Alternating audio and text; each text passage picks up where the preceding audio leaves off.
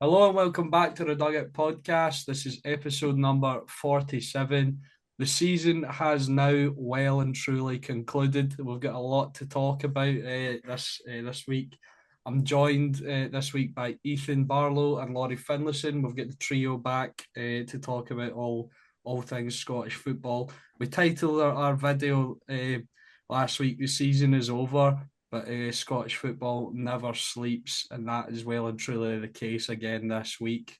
Laurie, a lot of big things to talk about, especially for your Kilmarnock. Yes, very much so. Good to be back on the pod, Alex. Obviously, I made a little appearance last week, but wasn't here properly. Yeah, but there's plenty to talk about. Of course, as we know, Derek McInnes is gone. He's settling into Gorgie, and the guy has effectively went from ML1 to K1. Of course, he does have a little spell away from Motherwell, but Stuart Kettlewell is the man in charge of Kelly, and not everyone is too pleased about it. No, they're certainly not.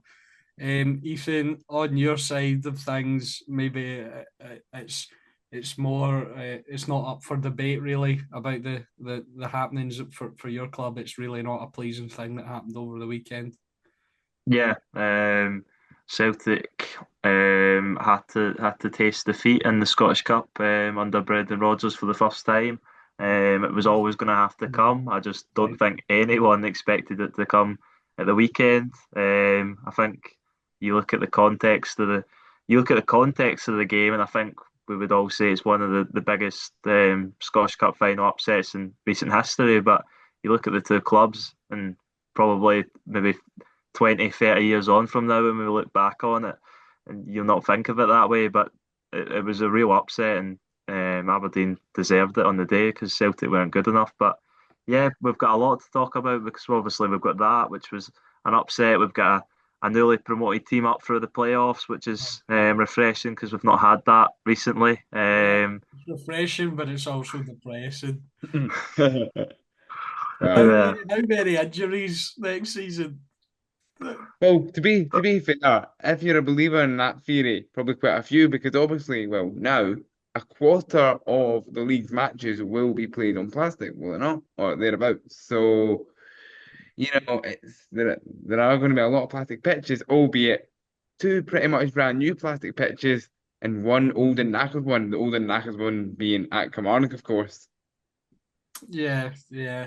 I think I've said it previously when I was at the Falkirk Stadium for the Challenge Cup final. It did look really really nice. I was like, is this plastic or I couldn't really tell, but like obviously when you can't see like dirt or anything, then you can tell it's Hmm. plastic. But it did look pristine. But yeah, not too happy about that, but yeah, we'll get into all that. We'll start off with the cup final, I reckon. Um, One each in 120 minutes. It goes to penalties, and Aberdeen come out on top, getting the Scottish Cup.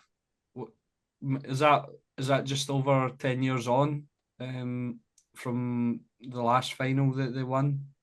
Yeah, Yeah, 11 years yeah, since the last trophy, 11. the League Cup. Yeah, so you know, big for the Aberdeen supporters, and I think it would perhaps make their season feel a bit better than because obviously they had a great start, they trailed off, they finished fifth in the end, but now they have European is guaranteed group stage now. Yeah. Knocking Hibs, who out of that, knocking them into the qualifiers, unfortunately for the Hibs supporters. Um, but Ethan, it wasn't a great game, was it? No, wasn't a classic. And before last night's playoff second leg, we were treated to quite some terrible games. The Scottish Cup final, the first leg of that playoff, the Europa League final. So some big games not really turning out. But Aberdeen won't care. Well, your final, They the league, the Premier League playoff final wasn't the best as well either. no, yeah, that's what I was saying. No, no, it really Oh, I'm wasn't. talking. It I'm was. talking about. Sorry, I'm Sunderland, didn't you? talking about Sunderland as well, yeah. something. For anyone who watched that at the same time as the Scottish Cup final, I heard it wasn't a great game, but yeah, it kind of it has a lot of similarities to the last time Aberdeen won the Scottish Cup. None of us were obviously here for that, but 35 years ago they beat Celtic on penalties in a terrible game to win the cup. But Aberdeen won't care if it was a terrible game, and Celtic wouldn't have cared if it was a terrible game if they had been the ones to win on penalties. It was fine margins in the end, but you've got to give Aberdeen their credit because going 120 minutes with Celtic wasn't something any of us seen coming. I think we all thought that Celtic would win in the 90 minutes pretty comfortably, and because of how Aberdeen set up under Jimmy Tilleen, he was brave. He decided to change the team and the setup for one game. He's obviously been used to that sort of 4-2-3-1. He obviously changes to the back five. And yeah, you can maybe say he would have been stupid to go with the same team that's conceded 17 goals in the last four against Celtic. But it still takes bravery to drill that into your players that in the most important game of Aberdeen's season, their season defining game, that he's gonna Most change it all. important of the century for Aberdeen. What is it? Most important game of the century, you could say, for Aberdeen. Possibly, yeah. Possibly, yeah, totally. They definitely. Because I mean, you just look at what it brought to the city. But yeah, it was still really brave and it worked out an absolute treat for Aberdeen. Celtic never really created anything. Their goal was very fortunate. Obviously off Alfie Dorrington's arm. There wasn't really anything they could do about that. And there was no chances really for Celtic in the first half. Aberdeen didn't create anything at all in the first half. I think they had one shot and it was catching practice for Schmeichel. But in the second half, they went for it. They made substitutions at the right time. Papa Gay was an early substitution who came on. He made an impact, and then obviously substitution of the year. Aberdeen's player of the season, Shayden Morris, obviously makes the direct impact a few minutes after coming off the bench for the goal. It's so funny how me and Ethan were talking about. We've got a little section coming up later on, and me and Ethan were kind of discussing who we thought Aberdeen's best player was. And it was funny because we kept coming back to Shayden Morris, and he's always coming off the bench. But it's his impact off the bench has been tremendous this season. He's done it so many times. I've seen it in person, not in person. I've seen it when playing Aberdeen with Rangers. And he's done it so many times, and his pace and he's added some end product to them because we were looking at his statistics as well. I can't remember what was it, Ethan, over the past like 6 years before he came before this season. Sorry, over the past 6 years for Aberdeen and was it Walsall? Fleetwood. Fleetwood. It was like 2 goals and 3 assists or something. Yeah, 2 goals and 3 assists in 6 seasons, 2 at Aberdeen, 4 at Fleetwood Town. And now this season he's scored 5 and assisted 12. So has been a tremendous season for Shayden Morris. And I think he's the definition of an impact sub. Yeah, definitely. Yeah. Sorry, Laurie. Definitely. No. It is very much the definition of an impact sub, and Jimmy Tilleen has probably got to take some credit as well because, as you point out with the stats, he's a guy who Aberdeen fans probably thought was most likely going to be shown the door. But I remember chatting earlier in the season when Aberdeen were still flying to the host of Red Tinted Glasses, which is an Aberdeen themed podcast, and they singled out Shayden Morris alongside some other players at the time, but Shayden Morris particularly for praise, and they also gave Tilleen his flowers as well. Saying about how much he kind of gave players a real clean slate at Pittodrie, and Shayden Morris has proved that he's been a real kind of beneficiary of that, and obviously it's important in football across the board, but like in Scotland, if you've got raw pace, that is a really important quality because a lot of defenders in Scotland don't. That's why a lot of the decent defenders in Scotland say that's why you don't tend to see them, making that move, south of the border or whatever, because they lack that wee yard of pace. So if you have someone like Morris on your side, brilliant just to have, as you say, for that impact in the final 20 minutes as, those legs start to tire.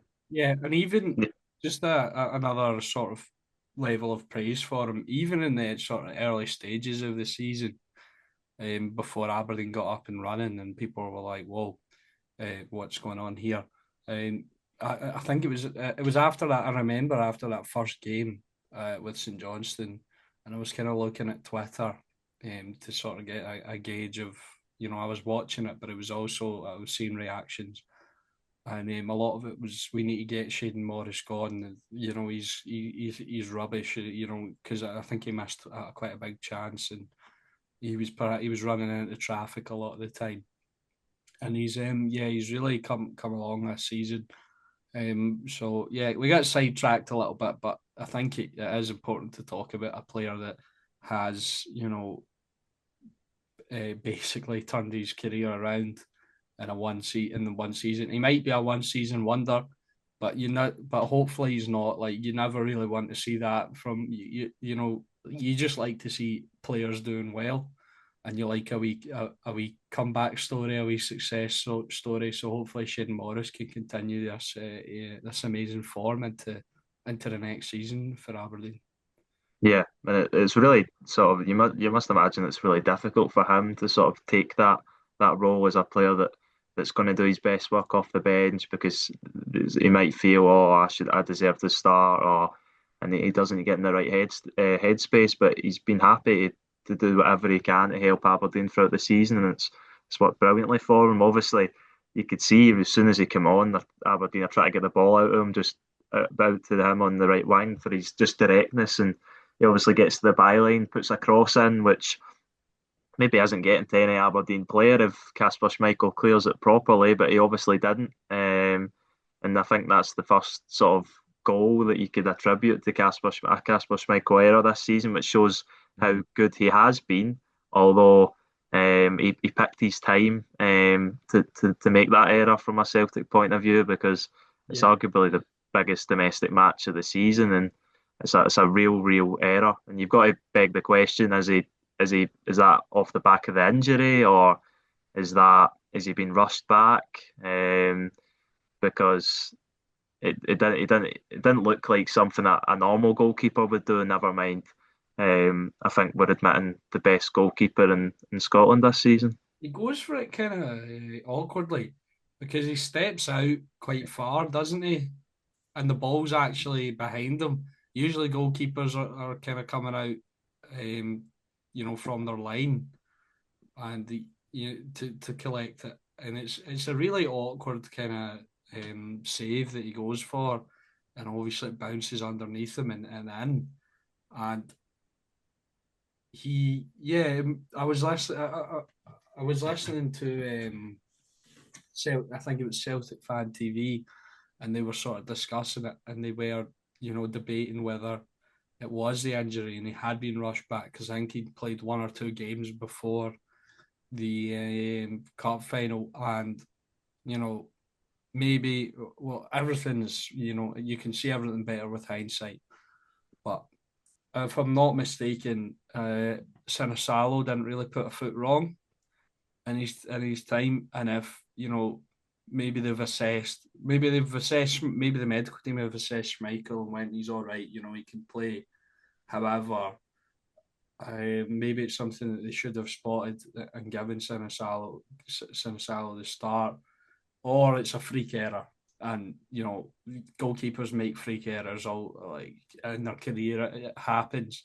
Like, one of the great, like, I maintain this. My dad doesn't really agree, but I think one of the greatest Premier League goalkeepers we've ever seen, David De Gea, he made a few freak errors in his time, but he also, there's that famous quote from Arsenal Fan TV. I'm naming all the Fan TVs, but that famous quote, David De Gea could save the effing Titanic. And, and Schmeichel's had a tremendous career, and like you said, Ethan, a tremendous season. So we could attribute it to injury, we could attribute it to age, or it's just been a horrible moment where he's had a freak error and goal, because you can't be perfect 100% of the time. Like a midfielder makes an error, someone else cleans up for him. A goalkeeper makes an error, it's disaster. Yeah, definitely. I definitely agree with that. And I think the Celtic fans will, when the sort of fallout is done and the new season starts, I think they'll excuse him of the error because of the season he's had. Obviously, it's the worst time to make that error, but and he couldn't bounce back in the penalties either. And I've seen a lot of people questioning whether he was carrying an injury in the penalties because apparently from people at the stadium are saying he was moving quite gingerly. But I think if he had guessed the right way on all of Aberdeen's penalties, he wouldn't have saved any of them. I Yeah. really think that's the best penalty taken I've seen from a single team in a penalty shootout ever. One I thing as mean, well, though, the penalties hmm were perfect, they were excellent.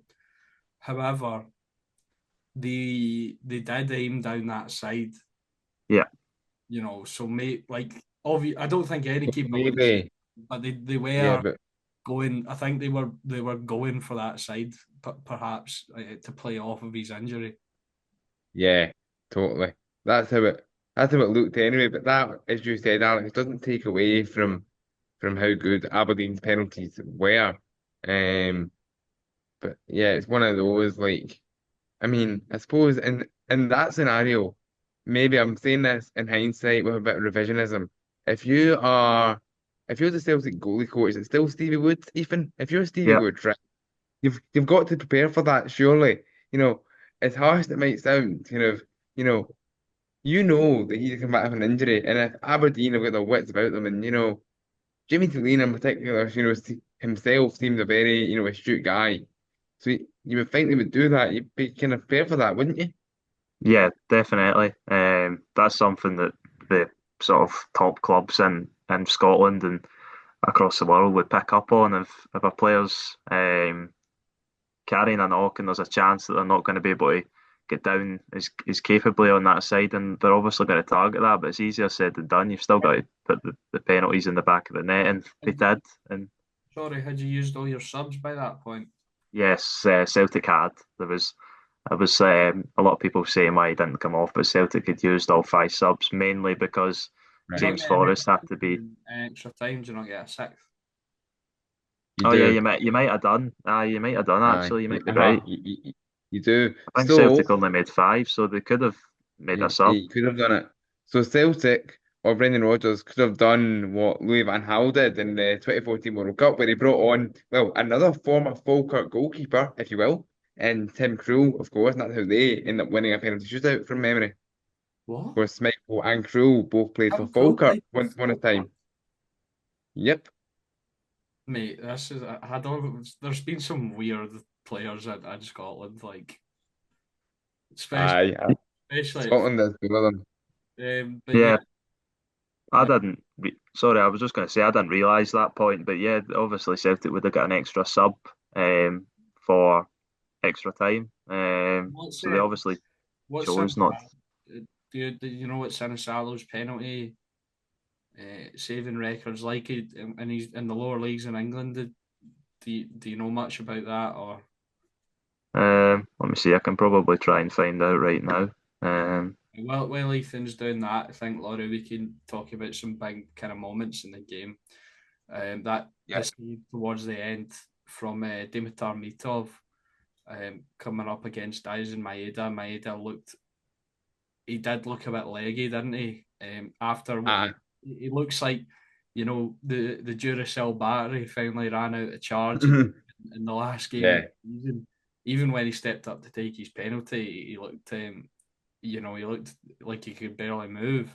So yeah, do you think it was fatigue because Maeda for the rest of the season you would have backed him to dispatch that, wouldn't you?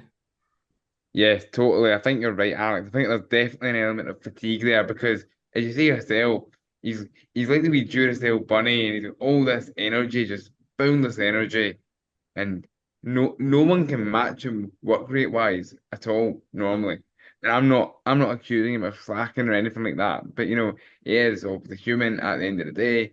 If he was that little bit sharper, he probably would have put that away. Yeah, because the 100%. finish the finish he went for, is one where it was close. So if he wanted to score, he would have had to lift it or pick a corner.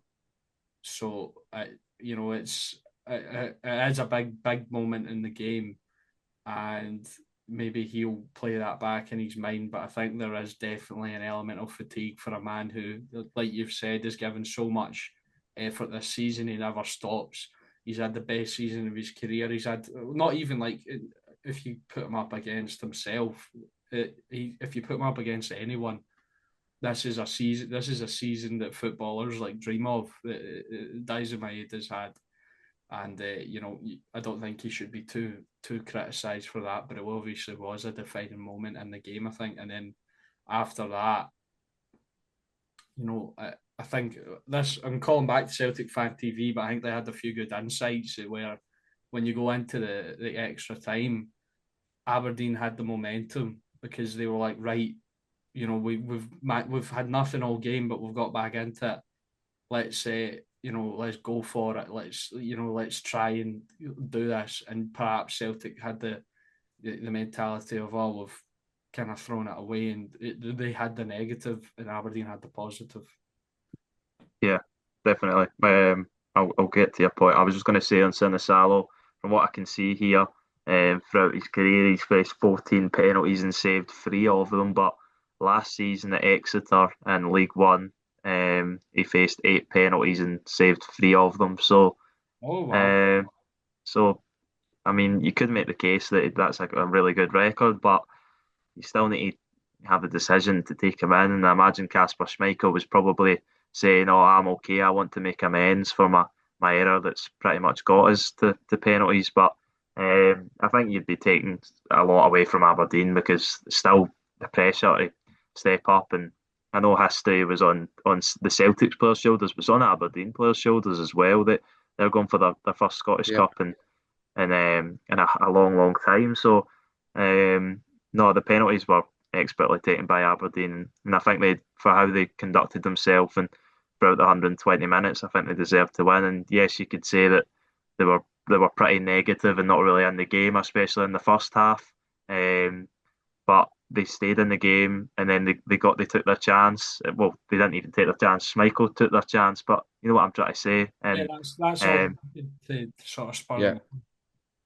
Yeah, and the difference in the game was penalties, but I think Aberdeen had the bigger chances throughout the game as well, especially in extra time. Obviously, Dyson Maeda has that massive chance at the end of 90, which I think a few months ago he probably scores, but he's been in a little bit of a slump recently, which was only natural considering how he started the calendar year. But yeah, he wasn't at his usual best, but neither were most of the Celtic players on the day.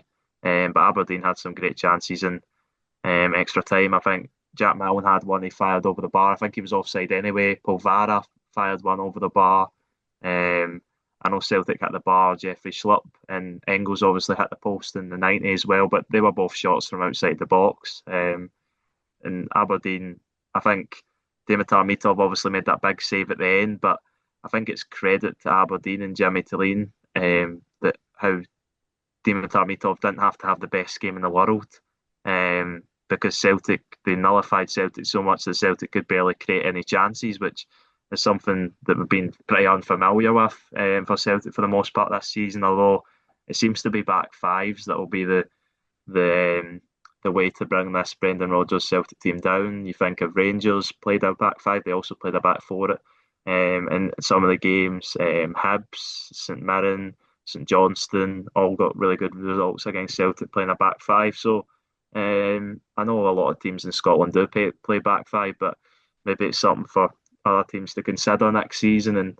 Celtic will need to rework their tactics. But I do think for Celtic, it's not. I know there might be some outcries from fans that half the squad needs to go, they need a rebuild, but I think if Celtic had won on penalties, there wouldn't have been as near a reaction. Yes, it would have been a bit disappointing that it took that long to beat Aberdeen because Celtic were obviously massive favourites. But yeah, I think Celtic were going to lose eventually, and I think it's encouraging for Scottish football as well, because I think for clubs certainly outside of Rangers, it was starting to believe that, oh well, we can't beat Celtic in these cup competitions, but it shows. It's a one-off game, and Aberdeen showed that.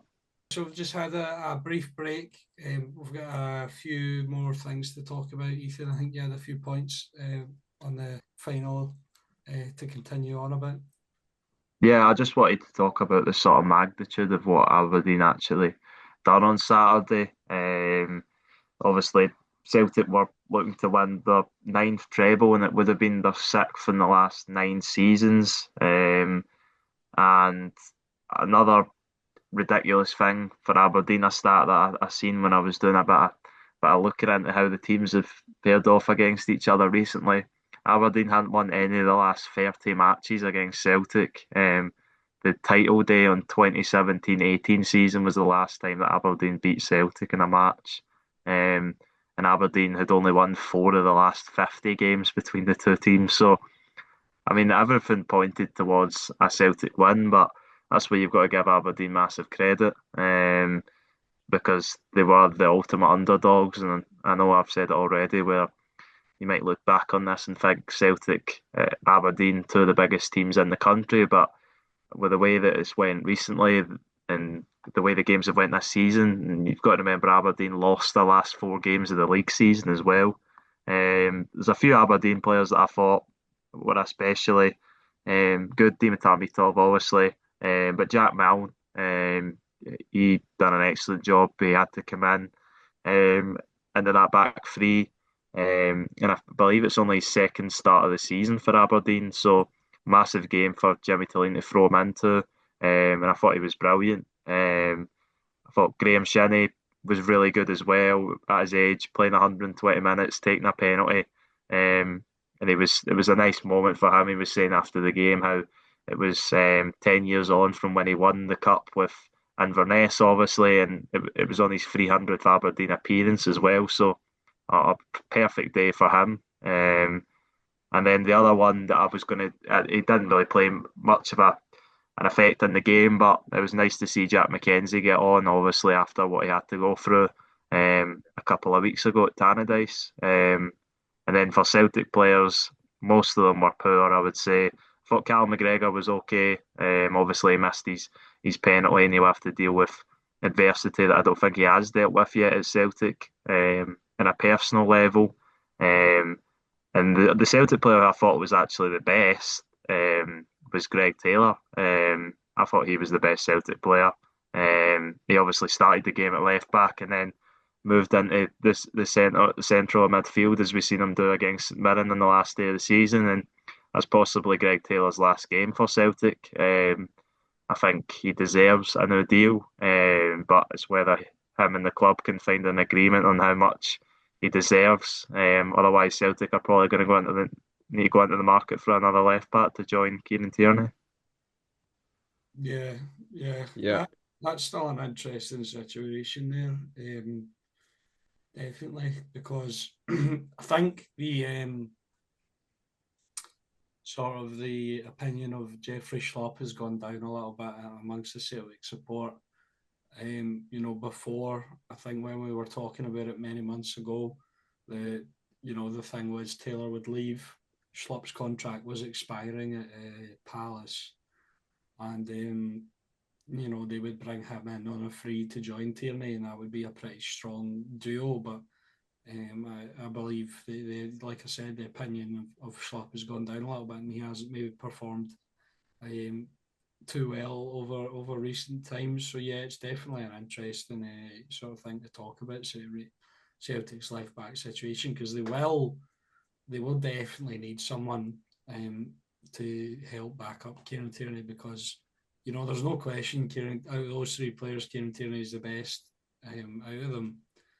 Yeah. But how long will he spend on the treatment table coming back to Celtic? He's spent much of his time at Arsenal injured, and it's I think that's why Celtic are getting him back, because the Arsenal fans, they still really rate Kieran Tierney, but he's he can't play a proper season because of his injuries. So I think they need someone reliable They need someone good of the level.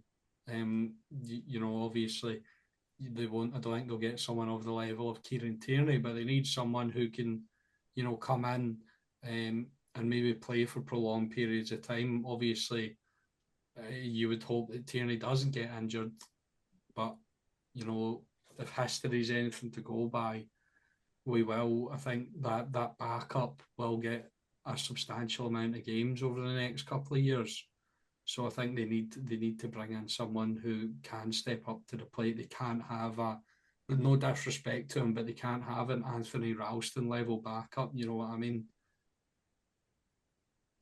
Yeah, no, I would completely agree with what you're saying. And yeah, it is no disrespect to Anthony Ralston because he is a solid backup option. But when you've got a player you're bringing in who has had a tough time with injuries, and you've got to expect that he's going to spend a lot of time out, then you've got to have someone that is that first team level that can step in. The thing with Jeffrey Schlupp is that he's on apparently 60 grand a week at Crystal Palace. So I mean, I don't imagine Celtic are going to pay him even half of that.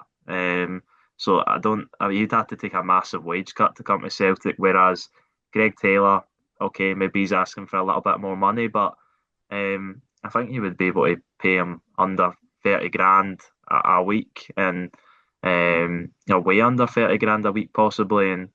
And you obviously know what you're getting, and he's been a consistent performer at Celtic. So yeah, it's one that Celtic will need to address in the coming weeks and months. Yeah, the only other thing I was going to say, unless you had anything else to say, was I was going to say about Aberdeen needing to build on this because they've got a massive opportunity now, guaranteed European football. They're going to obviously have a chance at Europa League. It'll be very difficult, as we've seen with the third place slot, but they've got a chance. And Jimmy Tillene's obviously been backed a lot by the board, and this will give more license to be backed even more. And maybe they can pull off an upset in that Europa League playoff and get into the Europa League, which would be great. If not, then they can go into the Conference League and hopefully really have a go and do what Hearts should have done and get into the knockout rounds. But you just seen the turnout at the parade. When was it? Was it Sunday that Aberdeen parade was? Yeah, Sunday. Yeah. And apparently 100,000 people there. They've got to get those heads into or bums into the seats at Pittodrie because it's a massive club in Aberdeen, and they've got to get the fans on side. They've got to get them into the stadium and really back the team, and they'll be aiming for third place at the very least next season now, and they'll be hoping for another trophy success under Jimmy Tillene. Yeah. I'd agree with that. And, they have resources. We've seen it in the summer and in January. They're not shy, Aberdeen. I think they actually, over the course of the two windows, spent more than Rangers. What with Rangers' sort of financial constraints. And so, I'd expect them to be active and hopefully they can build on it and give Jimmy Tillene the tools because although there was stumbling blocks, I think he's proved he's a good manager. In one-off games and over the course of the season, he's tactically kind of astute. He has made mistakes, but I don't think I've seen him make the same mistake twice. So yeah, I'd definitely say it's a massive window coming up for Aberdeen, and yeah, hopefully they can build on it for that and get more people on side from the city because that parade was it was something to see. Just before we move on, I've got another wee thing about Celtic, and I'm giving a lot of credit to Celtic Fan TV. I thought this was because it was a really great sort of breakdown. You get some fan. I have watched them in the past as well. When I'm trying to get more of an insight into Celtic because some of the best insights is the insights of the supporters, and they give like a really good sort of analytical, level-headed kind of description of what's going on, and they kind of brought my attention to. We've spoke briefly about recruitment in the left back area, but I think Celtic do need to recruit kind of not heavily, but they do need in squad areas. I think the starting 11's all right. but it kind of brought my attention to a few areas that I kind of thought, yeah, perhaps recruitment in the wide areas for squad depth, I think is a big one, because I think the backups aren't good enough. Yeah. Jota hasn't got Yeah. up and running yet. Yang, a lot of people really aren't happy with him. They need, I think they need I've said this for a while, but they need a centre back who is of Carter Vickers level or close to Carter Vickers level to come in and play beside them. Because like Scales has been decent. Like, don't get me wrong, Trusty's all right, but I think they just need that guy to come in and complete their backline, and maybe some more sort of. I think the midfield's maybe where they're stacked the most, but maybe another sort of good level midfielder. Ethan, I don't know if I'm way off, and obviously they still need a striker. Yeah, I definitely agree. I think a deep lying midfielder to complement McGregor, maybe someone who does a bit more of the uglier side of the game. I know McGregor does that on occasion, but you would associate him more as a sort of tempo setter rather than a disruptor, you might call them. And the wings, yes, I think, and the injuries to Jota and Real Atati obviously heightened the sort of the squad and um, put them under scrutiny. But yeah, I think he's had his moments this season where he's shown that he can be a good player, but he's also had his moments where at the weekend there he fell out the game completely and he was a passenger really. I think I think I would loan out Yang. I don't think he's the finished article yet where you sell him and go, oh, that's it. He's not going to become a good player. I think he's still got potential there, but he's not at the level to play for Celtic at the moment. So I would say you need another winger in, definitely another striker, because I don't know if Johnny Kenny's quite the level of a backup Celtic striker. A defensive midfielder, as I said, I think and you need then a striker. what is it? I think you need a starting striker. Yeah, Yeah, start striker, possibly. Yeah, yeah. I think you need yeah, someone to start over Adam either because he's a funny one because he's shown it in moments Mm. as well. He still Aye. scored. I think he still scored 20 goals in all competitions this season, which isn't bad. But when you watch him, there are moments where you're like, you're not the best, and Mm-hmm. obviously maybe they want to try and hang their hat on him. He's maybe Rodgers will want to try and hang his hat on him because he's a Rodgers signing, 9.5 million. Uh, it's a massive For sort of. a squad player striker, definitely. And that's the thing. You kind of see Ida as a squad player, Kenny as backup, as you said, Ethan. And the thing is about the whole squad depth point that Alex is making, I totally agree, but I see it more as the depth is, and this is no disrespect to Scottish football, the depth is to see you guys through in the SPFL. Yeah, So, your stars could see a progression in Europe because we saw the template this season of how well Celtic can do with the new Champions League format. So, you know, yeah, that's yeah. that's The very. and the thing is, the Celtic domestically, the Celtic backups. I know Real Atati and Jota were injured, and two crucial players they've been for Celtic over the years. But Celtic should still have more than enough to beat Aberdeen. I know Tulane changed his tactics, but just like a week and a half ago, Yeah, the B team basically yeah, battered them at their own yep, patch. You know, yeah, Johnny Kenny looked exactly. were standouts. But when it comes to the big game, where Tullane's changed it, and maybe this is another thing as well that I've seen some Celtic fans talking about. They're calling into question Brendan Rodgers' sort of tactical, willingness to change it and try and do something else. Can he change it? Because we've seen it a couple of times. And this sounds like we're talking about Celtic as if they've had a tremendous season, right?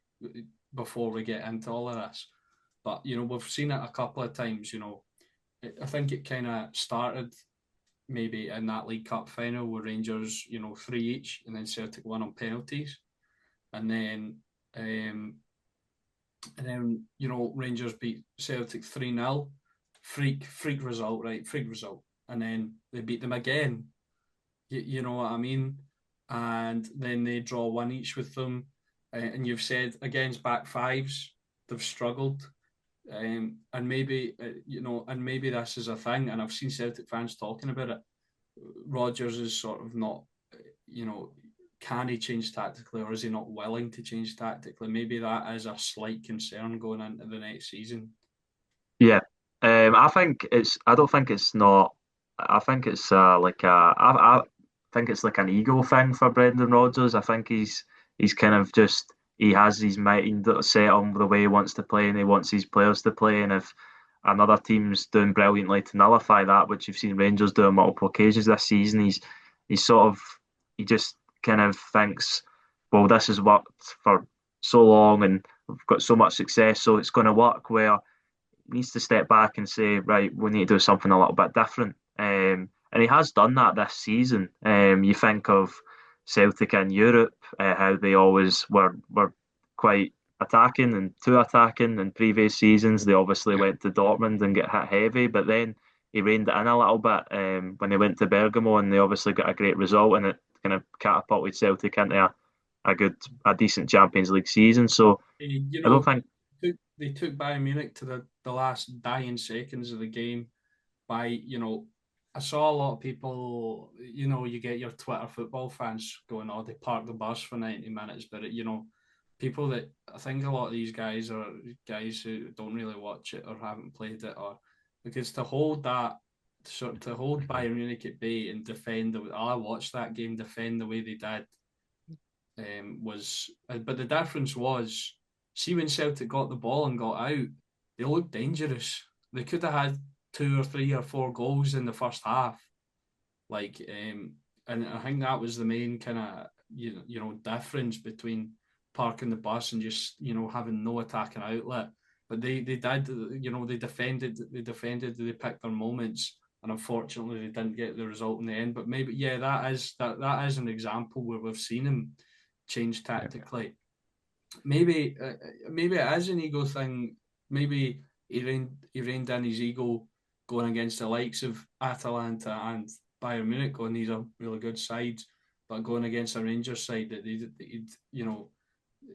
dispatched off quite easily earlier in the season, and then they drew 3 each with them, but then they beat them on penalties, and maybe he has that thing because he has had such dominance over the blue side of Glasgow in his time.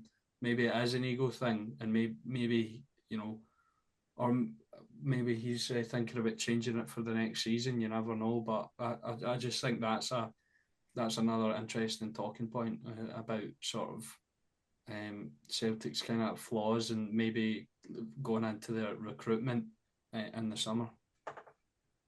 Definitely. Yeah, I think the only position, sorry, I was just going to tackle there was the last one was left central defence. I think both Austin Trusty and Liam Scales have shown at their best that they're more than capable of being Celtic players, but they've also shown at their worst at points and that they're not capable of even handling at a domestic level. And it's a difficult one to sort of find the balance of. And I don't think you're going to get a partner to Cameron Carter-Vickers that's going to be as good as him. You need someone close to him and consistent, though. Yeah, definitely. I definitely agree with that. But I don't think we will. I think Celtic will keep both Scales and Trusty, and they'll. I think Celtic could break their transfer record again this season. And I think it'll be on a striker. I think. I don't know if they're still linked with Mattis Kvedsgaard, the Danish striker from the Danish league from Brøndby. He was seen sort of thanking the fans on his last game as if he was leaving. So whether he's going to Celtic or not, you don't know. But I think he'll cost £15 million ish. So I think it'll be a Scottish transfer record if Celtic sign him. If they do sign him for £15 million and he doesn't score 25 plus league goals, he's going to be like a really, kind of a flop. in the public eye, like scrutiny, like a victim of it, like, and Yeah. it might not necessarily be his fault because that's I think that's kind of the way the transfer market is going. Even for we've seen inflated prices for Scotland now recently, but I think with the level of money that we play at down, no, sorry, up here, 15 million is like you said, it will be a record fee, and it's a massive layout. I think the current holder of that, which at the time was absolutely mental. So thinking about it, like even now, it was Tory Andrew Flo. I think Rangers paid 12 million, and he wasn't bad, but he wasn't 12 million. you know what I mean? So he'll be under tremendous scrutiny if he comes in, and so yeah, it's a massive amount of money to lay out, and that's a big call, Ethan. I didn't personally, I didn't see that in the cards, them breaking the record again, but you never know. I think they will. I think it's a natural progression. Because Celtic are obviously, if they get into the Champions League again, and I think we'll get on to Europe after the playoffs, but barring any sort of disappointments from Celtic's point of view, they should be in the Champions League again, and they should be in a welfare place than where they were last summer. And if they're trying to improve their squad for the domestically and for the Champions League, the natural progression when you've spent 20 whatever million on two players, then spending 15 on one, yes, it's a lot of money, but that's the way football's going at the moment. Laurie's sitting there absolutely bailing, listening. I was talking about 15 million and stuff like that. Yeah. Kelly's transfer, Yeah, like I mean, is it like 400,000 or something? it's something in that ballpark, and that was that was back in the 90s. I mean, we wouldn't spend that money now. I mean, we were talking last night to a St Mirren supporter who says similar, Ryan Niven, who we've had on the podcast before, who's like St Mirren don't spend money on players, and neither does Kelly or neither does anyone who you would see in that sort of bottom six category really. But Yeah, yeah, but 20 million in a player sounds like some sort of fever dream, yeah. yeah. Well, what actually kind of sparked that debate? This is a great segue.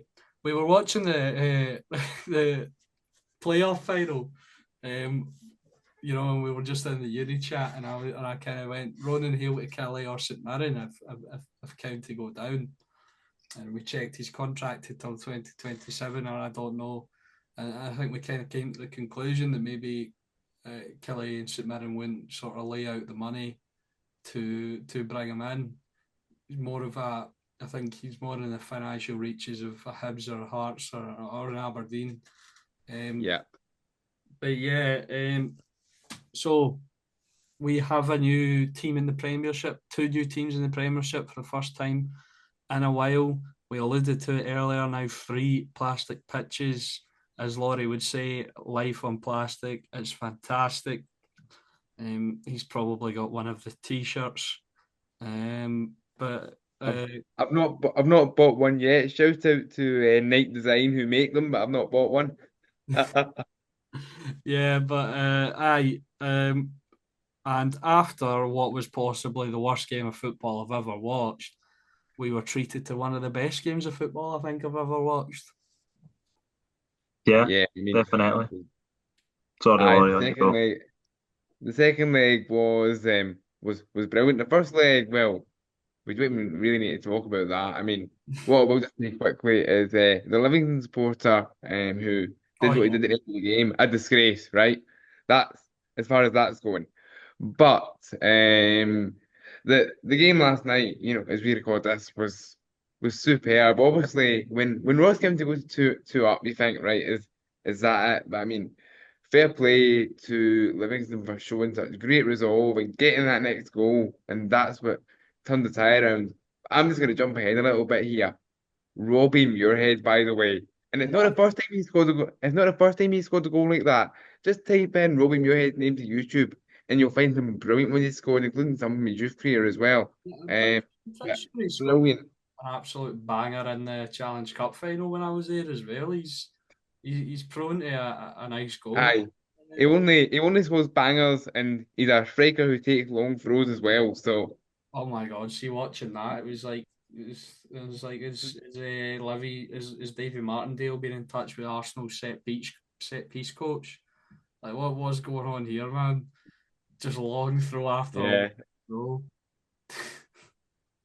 Well, Yeah, that's Yeah, what I mean. I remember that's what Livy used to do when they first got promoted. Though I'm sure it used to be Craig Halkett and Declan Gallagher, if memory serves.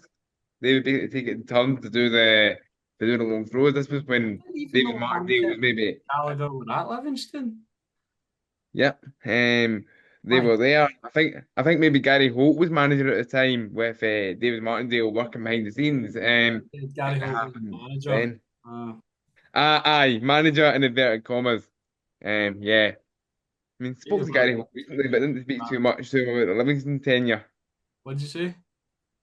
I mean, spoke to Gary recently, but it wasn't too much about his time at Livy. It was about his first true love, the club that he's got tattooed on his leg. Oh, yeah, Um, you mentioned that a while ago, didn't you? So Aye, Kilmarnock, for those who don't know. But yeah, he's got a big clear tattoo on the back of his leg, like kind of at his calf. I no, but I was just gonna say, yeah, a really brilliant game last night. We did get treated because the first leg was pretty poor. I thought Livingston were in the first leg. Livingston were slightly better, I would say, of the two. Ross County obviously got the Ronan Hale penalty with the last kick of the ball. Then obviously you get those ugly scenes with the fan spitting and just disgusting. Rounded off a pretty terrible week in terms of fan conduct and in the Scottish leagues. But last night was a really good game. Ross County went two ahead, obviously, with two goals that were pretty easy by their standards. Livingston didn't do very well for either of the goals. Ronan Hale obviously scores and assists one, shows why he's been Ross County's best player this season. And strangely enough, I believe that was his first assist last night for Nisbet's goal, which quite a strange stat considering he's got nearly 20 goals this season. And then obviously Livingston come back. Good goal from Smith, and then Wilson's there again. And then, I mean, as you said, Robbie Muirhead is just it's a goal deserving of winning any game, really. And then obviously Teddy Yengi finishes them off in the final minutes. But yeah, a brilliant achievement from Livingston, and David Martindale just works his magic again. I thought that Livingston would be down and out after going down last season. It was a really bad Premiership season as well. But they came out on top of or came out in second of a really competitive championship season, and you've got to give them a lot of credit for that. But for Ross County, it's disappointing and it's worrying. I don't have the same confidence that I did for St Johnstone for the Staggies in the championship, and I think they'll lose Ronan Hale because I don't see how they're going to hold on to him. And I think they could probably demand 500 grand, maybe, or Yeah, they probably could. maybe even more than that. So I think, yeah, as Alex said, you're probably looking at Aberdeen, Hibs, and Hearts. If they're going to be any of the suitors in Scotland, and to contrast the thing about the fan last week with the spitting, it was nice to see that the fans were on the pitch and they were conducting themselves in a respectful pitch invasion from the Livingston fans, and I think we spotted a few of them went up to Ronan Hale, the Livingston fans, and sort of consoled them, and there was even Ross County fans going up to him as Hmm. well, and Yeah, that's nice that there's not those ugly scenes or anybody taking try to wind up the Ross County players or stuff like that, and it shows that there is good fans out there that can make the game a lot better place than what we've seen in the last few weeks. yeah. absolutely. And just very quickly on pitch invasion, right? And I'm not necessarily going pro or anti pitch invasion, but at least last night there was a pitch invasion for something and not for hee haw. Yeah. Is that referring to Motherwell, Laurie? Yes, it is. Uh, I've just had a thought. What is the financial power of Dundee United like? because if they Mm, can't re-sign Sam Dalby, Ronan Hale Yeah. in a Dundee United jersey. Yeah, I mean, I maybe. suspect they maybe have more financial muscle than we were saying, maybe like St Mirren or Kilmarnock. But on the financial point, as you were saying about he was fancy St Johnstone more than Ross County, the one thing Ross County probably have over them is money because obviously Roy McGregor, who's of course the chairman of Ross County, you know, is the one who's been rather wealthy. And it's the one thing Ross County do to attract people to the Highlands is they do pay that little bit more. See how they managed to get Jan Danda out of the English Championship, for instance. Um, but aye, so we'll see how it all plays out. It's quite the financial landscape of the Scottish Premiership, when you think about it, is actually really interesting. Yeah, I think it's going to be interesting to see what happens with Ronan Hale because, I mean, Ross County hold the cards, but they also have the problem that you're a championship club, so you can't demand as much as a Premiership club can because you need the money because you need to reinvest it into the team to get back up. So it'll be interesting to see how much if he goes. I mean, he might stay, but I just don't see it after the season he's had. Um, and I think a lot of clubs, I think everyone in the league would take him apart from Celtic and Rangers in the Mhm. Premiership if they could afford him. I think League Two and League One in England as well might be sniffing around them. Yeah, 100%. So it's yeah, I think Ronan Hale's time at Ross County possibly could be up, and sort of Ethan has kind of a big call, and I kind of agree. I think after thinking about it, I don't think Ross County will come back up next season. I think that their stay in the championship will be extended. yeah, I think it could be. As much as I was saying there on the Converse, maybe Ross County have a bit more financial power than St Johnstone, although I don't think anyone really knows too much about the St Johnstone ownership yet. Um, but like, I do think St Johnstone are a better place, and I actually think, especially if we're thinking about the Friday night football action that we all watch, on the BBC and whatnot, St Johnstone will be brilliant for that if Yeah, they keep and Andy yeah, Carey, what he seems to be doing.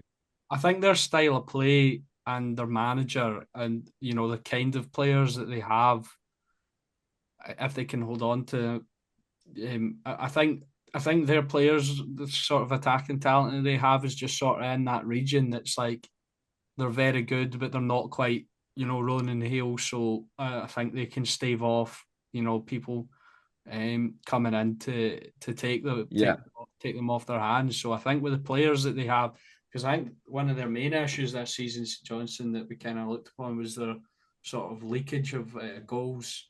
But in a league where they'll have a better squad than most, the chance to play Valakari's style to the best of their ability, and the likes of, I think one that we could maybe see depart is Mackenzie Kirk, but with the rest of them, the yeah. likes of Nicky Clark and Benjamin Kimpioka, Damas Iribe, that's a frightening squad for any championship team to come up against, I think.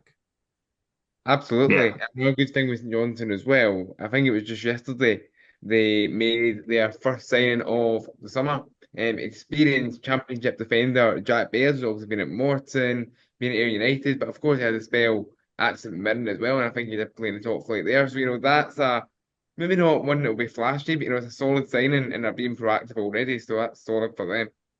Yeah, yeah. And I think a lot of St Johnstone signings as well in January that Valakari made because obviously his first window. A lot of them come in and made an immediate impact, whether that be starting or having big parts off the bench. So Melodies, whereas, centre back, he I think had a couple of big yeah, moments, and obviously he's a decent defender as well. Yeah. yeah, I remember him being very poor in that Scottish Cup game against Celtic, but the whole team was. But yeah, he had that great moment where he obviously got the winning goal against Celtic at McDermott Park. Um, And yeah, in contrast, Ross County, is Don Kerry going to be the manager next season? We don't know. And a lot of the players are either, I think Hale's too good for the championship. I think Josh Nisbet, recent Australian international, I think he could maybe be too good for the championship. And then Noah you've Chilvers, got Noah Chelvers, maybe, I think Only thing that was maybe, stopping him is possibly. the injury. I, Yeah, I don't know if this is if it's just because I like him, but I think Akil Wright's too good for the championship as well. yeah. But maybe that's Yeah. us saying they're too good for the championship, and then they'll stay, and then they'll get Ross County back up. But yeah, and a lot of their players are on loan from England as well, so it's not as if they've got like a sort of solid structure and base to their team, if you know what I mean. Well, So I think it'll be difficult for them. Yeah, one of the centre totally. backs last night, his parent club actually were promoted to League One. Will Nightingale on loan from AFC Wimbledon. I've got a wee bit of an affinity with them, so that was good to see the other day. So Will Nightingale was actually relegated and promoted in the same day. Yeah, Yeah, and not the only player to have that fate in a way, but not quite on the same day. Of course, Stevie May as well got relegated with St Johnson technically, but obviously saw Livi get promoted. So yeah, Yeah, oh that, yeah, that must be weird for that me. yeah. That's like I don't know if any of you seen the video, but obviously Aberdeen nicked Hibs' European spot, and at the parade, it looks like Jamie McGrath is kind of going at it, singing along with Aberdeen fans, taking the mick out of the Hibs, out of Hibs, and obviously he's heading to Hibs in That's kind of a funny. few weeks' time. So Also, another one. There was one player in the Celtic squad that got a treble this season.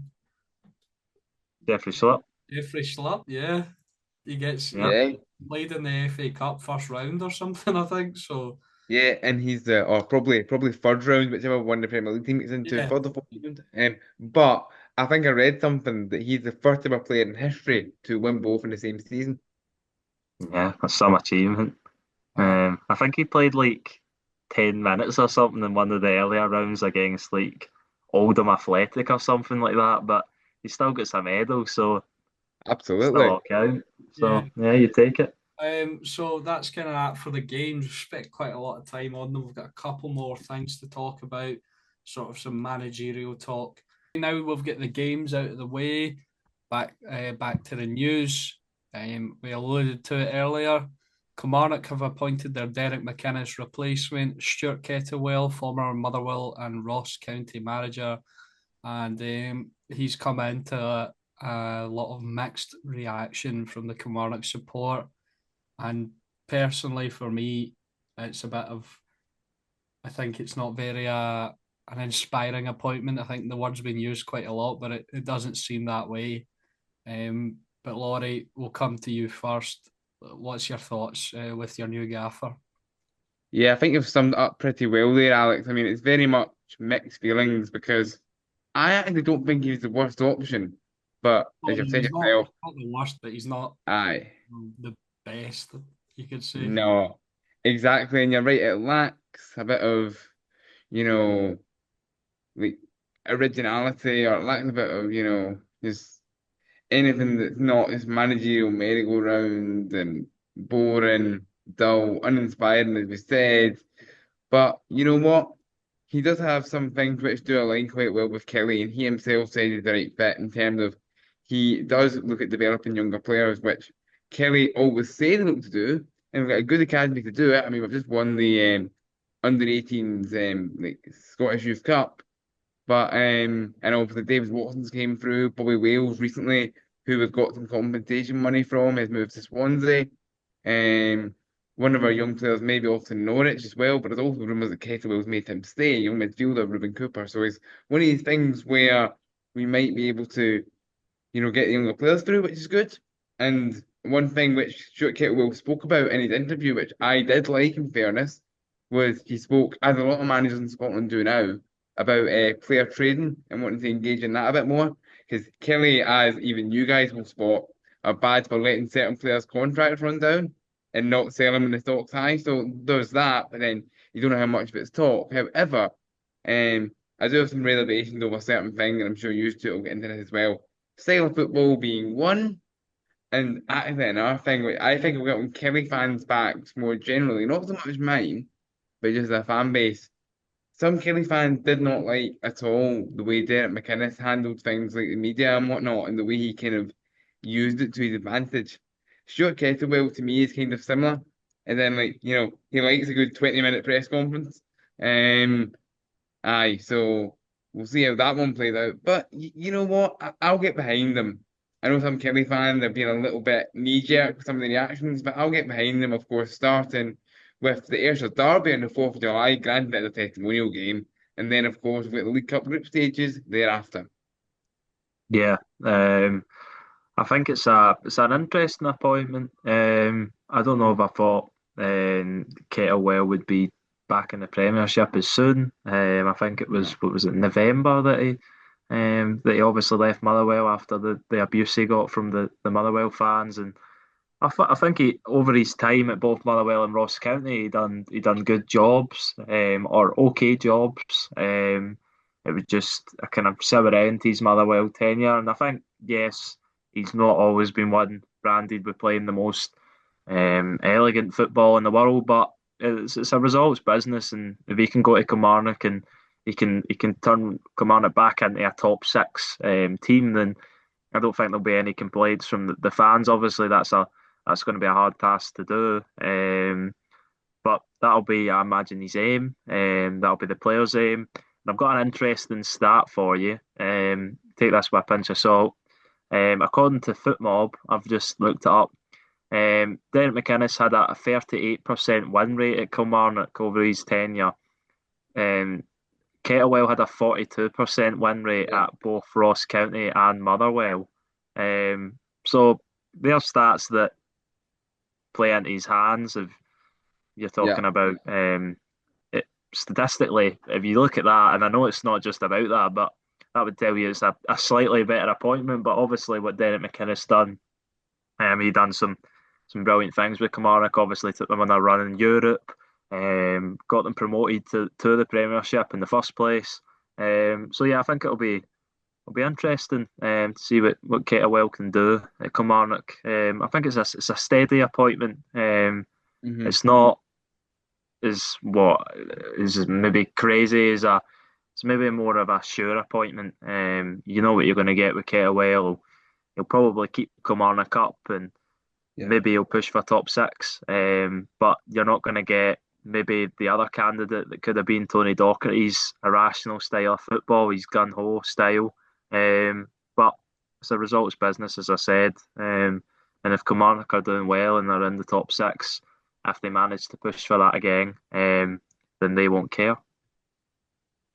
Yeah, I think that's fair. I think that the win percentages is an interesting one.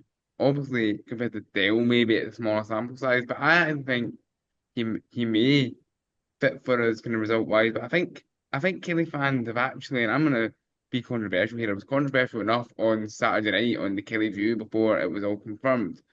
Basically. He's a guy who's, as we've said, it's not the most exciting, but then would Stephen Naismith, for example, have been much more exciting? No. But I feel like Kelly fans have just accepted it because of the connections, truthfully. And one of the more, well, left field candidates who was mentioned was John Carver, who, of course, is Steve Clark's assistant at Scotland. And I think he's managing abroad, I want to say out in Poland. But he signed an extension at the club he was at as well. So that one didn't happen. But then that would have been a massive gamble. So there is an argument, I suppose, if you're the Kelly board of directors, Billy Bowie, Phyllis Carroll, going for the more tried and trusted Kettlewell. And you've got to remember as well with Kettlewell, and he's mentioned it himself, he's done like roughly 200 games as a manager and he's only 40. So it's a young upcoming manager in a sense as well. Yeah, definitely. It's not the worst appointment in the world, but considering it's just one that naturally, with the fact we've seen him and being a Premiership manager over the last few years, and we've seen him um, a pretty sour end in the Premier. Did I say Championship there? I mean, I've been a Premiership manager over the last few years, and we've seen him have quite a sour end at one of the Premiership clubs this season. It maybe seems like not the best appointment, but I think he'll do an okay job. I'm not saying he'll turn Kilmarnock into um, to win. They might win a cup. They might get Europe, but I think he might do an okay job. We'll have to see how things pan out. I think it's going to be a really difficult Premiership to call next season in many corners of the league. Mhm. Yeah, Yeah, and totally. after the summer window and how that shakes out, I bet you we're all looking forward to our predictions for the season. That might be a video idea actually.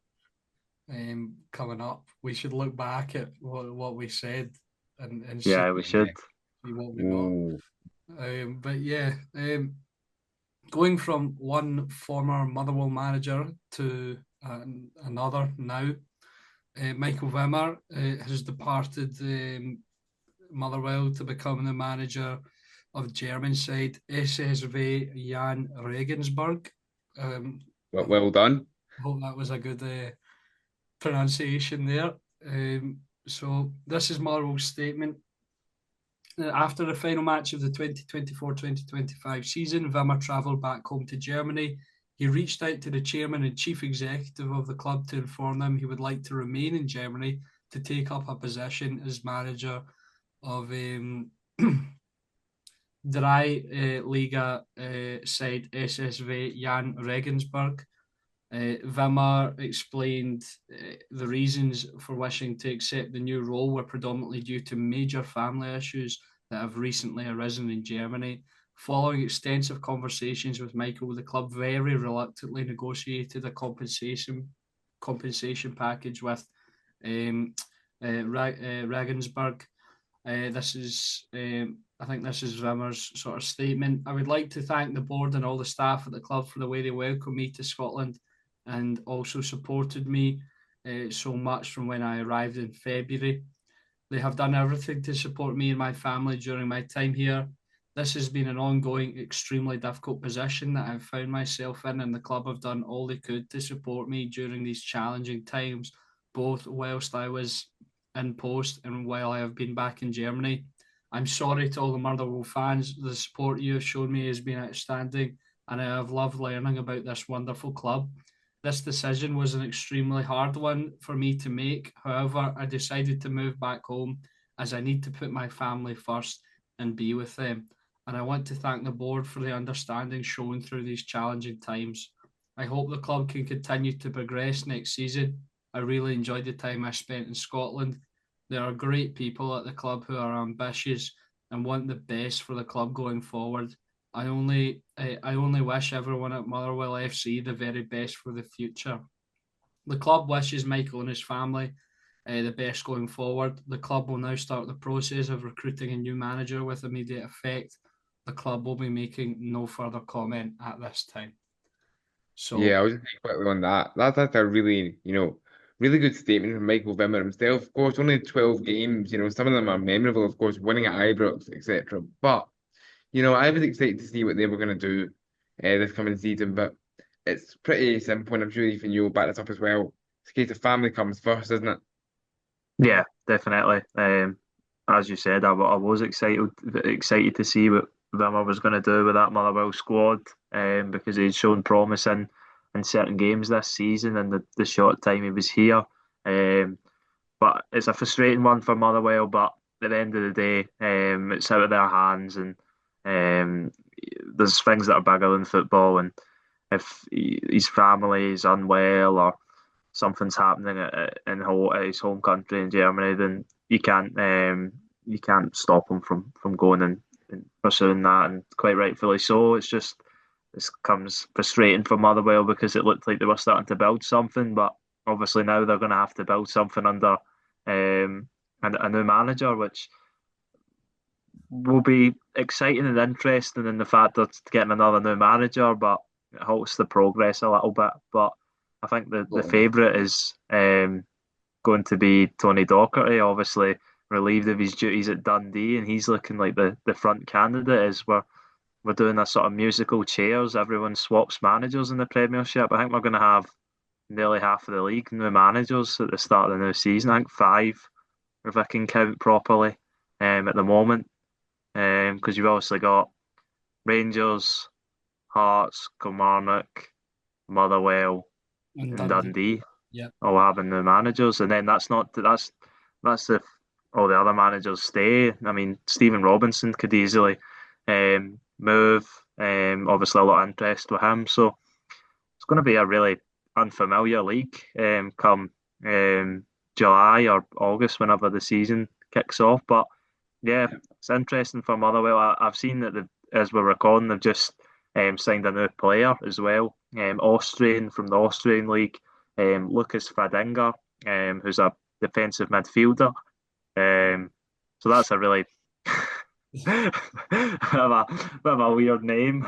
That's not what I was laughing at. I was laughing at the fact that that's very clearly a Michael Vimmer signing. Michael Vimmer signing. Yeah, Yeah. definitely. But So yeah, we'll have to see what he can do from SCR Altach in the Austrian Bundesliga. So yeah, they've obviously picked him out quite early and seen that even if Vimmer's not going to be there, then it's someone they want, and maybe it was something that was already done before Vimmer even left. So Yeah. yeah, but yeah, done. Sorry, Motherwell will have a bit to do because they obviously need to get a manager in, and then they need to get a squad of players together for the new season. here's an interesting one. We spoke about him earlier. Former Motherwell player, Simo Valakari. Do you think they could pry him away from St Johnstone? I don't think they would. I don't think the Motherwell I fans don't would be think happy so. with that. No, no. It's an I interesting think, point though, Alex. Yeah, yeah, but I don't think it would happen. I Plus, think that's a Valkyrie really seems fair point. very. It actually wouldn't be bad, but I think Valkyrie seems very committed to St Johnson, and as we mentioned earlier in the show, he's already a bit like Wimmer was. It seems he's already kind of intent on recruiting players and planning for next season in the second tier. But Valkyrie is definitely one to watch. I think maybe even going into next season, if any of these like kind of middle of the pack Premiership jobs do come up. Yeah, yeah. definitely. Or what about David Martindale? Nah, he's not. He's never leaving. He's gonna be. He's gonna get buried at the ground. I think he's never leaving. I think Yeah, I he's think gonna have to get. Sorry, Laurie, on you go. I was just gonna say I think Valkyrie's more likely than Martindale. Yeah. Yeah, probably. I think Martindale's gonna have to get a statue though. I mean, the Seriously, bit yeah. he's done for that football club. I think people forget as well that he done what his other championship promotion team done this season. He got back-to-back promotions as well, from League One to the Championship to the Premiership, and his the first time they got up to the Premiership, and then obviously he's got them back up again. So yeah, I can't see David Martindale leaving, but I think I've echoed on this point, this podcast numerous times how I'd like to see him at another club with maybe a little bit more money to spend. But yeah, I think Tony Docherty's the front runner for Motherwell, and I think I'd love to have Tony Docherty back in the league because he gave us some games of the season as Dundee Yeah. manager. So you're hoping that we don't lose him and he's back at another club, giving us more moments like we had in the season just gone. Yeah, Totally. right. So that's kind of the manager talk. Maybe apart from Rangers, but it's just the rumor So mills. Dundee, What Oh, about Dundee? well, I don't know. I think between the front runner between for Dundee, Healy and Maloney, from what I've heard, pretty much. yeah. So yeah, I mean, yeah, it'll be interesting. I seen a thing on Super Scoreboard that apparently Sean Maloney's want to bring Jordan Rhodes, is it? Former Possibly. Scottish international. Jordan The Rhodes, the Dundee. old Blackburn striker. Yeah, That's that's the interesting. one. He wants, if he's going to be the Dundee manager, he wants to bring him to Dundee. Um, so him and Simon Murray maybe partnering up next season. Yeah, But yeah, Combined the age of almost 70 probably, but yeah. yeah, yeah. But anyway, Rangers, the rumour mill continues. Now Ancelotti looks to be the favourite again. And I bet you next week it'll be Gerrard again. So it's Aye. all up in the air. Scots abroad. We'll talk about that. 3 Scotsmen winning trophies in Italy this season. Lewis Ferguson captaining Bologna to their first trophy in 51 years. Absolutely mental. Obviously, they beat AC Milan in the Coppa Italia, and the Scottish duo in Napoli winning the Scudetto, Billy Gilmore and McFratton. As he's affectionately known, he's got a few nicknames, I think. And in the ground when he scores, they go the guy goes Scotto, and then they shout McTominay back. So he's loved Love that. the Serie A MVP this season, Player of the Year basically. So it's been a tremendous season for our boys out in Italy. Yeah, Yeah, absolutely. ridiculous achievements. The three of them. Lewis Ferguson, what he's done, he's turned belong. I know they've had a disappointing season. Well, not really a disappointing season in the league because they finished the margins for finishing outside of Europe were so close in the Serie A. Them and AC Milan obviously missed out in Europe, I think, because I don't think the Coppa Italia gets you Europe. So that's a slight disappointment. But he took them into being a Champions League club. Obviously, being the captain and being the heart of the team, he had to bounce back from a difficult injury, but played a massive part in giving them their first trophy in over half a century. I think he's the first to win that since the Coppa Italia since Graham Souness, I believe. So yeah, a remarkable achievement from him, and yeah, and then the other two, Billy Gilmore was obviously been given a new lease of life at Napoli. And he's contributed a lot. He didn't really start all the games at the start of the season, but he's really broke into the starting 11 now. And I mean, Scott McTominay, what a season he's had. Scott McTominay, he is now the highest scoring Scot in a single Serie A season. After his goal to basically clinch the title, 12 goals. The previous record holder was Dennis Law with 11. So that's a tremendous achievement. And just quickly, if you're beating the low man at goals, you're doing something right. So there you go. Yeah, definitely. Yeah, what an achievement from Scott McTominay. Just brilliant. Watching it for all us Scots that someone's went over there and really tore it up in his first season. I mean, he's got to be up there with signings of the season across Europe. 20 million. And he's been the difference in winning the Scudetto for the second time in close time, considering they had to wait, what was it, 40 years almost from their last one. Yeah, we've seen another sort of mesh of Scottish and Italian culture. And I've seen a lot of Napoli kind of fans out there going, if you're Scottish, you're welcome here. Come on, we'll show you around, that kind of thing. So it's a real nice thing to see, and it's just nice that we're seeing Scottish players breaking onto the big stage and doing it in the top leagues again. After maybe, obviously we've had Andy Robertson, John McGinn, but we've got more going into other leagues abroad and sort of showing what we can do as a nation. So it's good to see, and I've really enjoyed it. It this season. It makes Yeah. you it makes you Sorry, proud to Laurie. be Scottish, and it makes you proud to be Scottish, fine. And the one that you remember is it Liam Henderson? Liam, I think it's Liam who went to Italy years ago. I think he got relegated this season, unfortunately. But the thing is, he was the trailblazer kind of before Scottish players going to Italy was cool, and he's been out there for 5 or 6 years now. And then you saw guys like Aaron Hickey, of course, went there, and it's good to see him back on the pitch for Brentford, by the way. And it's just everything to have a much more respect for Scottish talent than what the likes of England do, and also as for Scott McTominay, we all know Man United make some daft decisions, but dearie me, Yeah.